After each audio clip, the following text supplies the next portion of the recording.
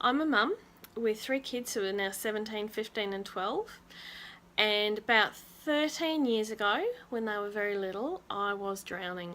They were not happy kids. They were crying all the time, they didn't sleep, they were upset all the time, and they seemed to be allergic to every food on the planet. We went to sleep school, we went to paediatricians, went to the child health nurse, went to holistic GP, went to Triple P, and while they're all great places to get help, they didn't work particularly well for us.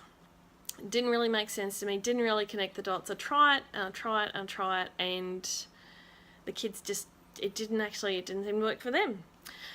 And so I started investigating other things like homeopathy, like kinesiology, and I really got into what makes for good parenting, what is the kind of parenting that works. And attachment parenting and natural parenting were not really big things back then. They certainly didn't come across my desk, and so I was figuring this out for myself. And what I discovered through my own journey in kinesiology in particular was that when I identified my child's need and then identified how I personally, what my natural response to that was, things came together like this. As soon as my child's need was met, the behaviour tended to vanish.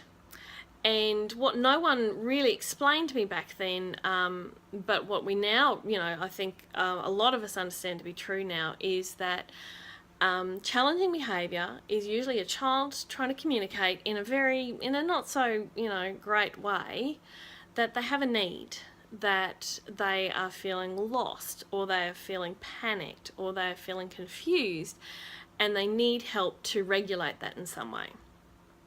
So consistent discipline is great, but I read a great sentence today. Fear, jealousy and anger do not end just because the timeout is over, which I think is so true. If you don't meet the underlying need, then the behaviour will continue. It's a bit like saying to your child, oh, you're thirsty. All right, here, have some food.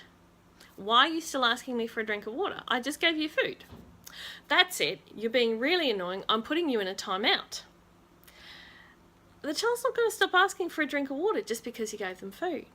But if you give them a drink of water, unless of course it's bedtime, if you give them a drink of water and they're not thirsty anymore, they're going to stop asking most of the time.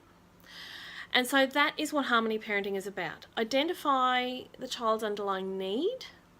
Figure out how you naturally parent your child through that need, rather than applying someone else's strategy that might take quite a bit of work for you to figure out how you can do.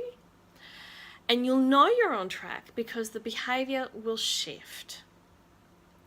And it's still, after all these years, it amazes me how fast children can shift when you meet the need.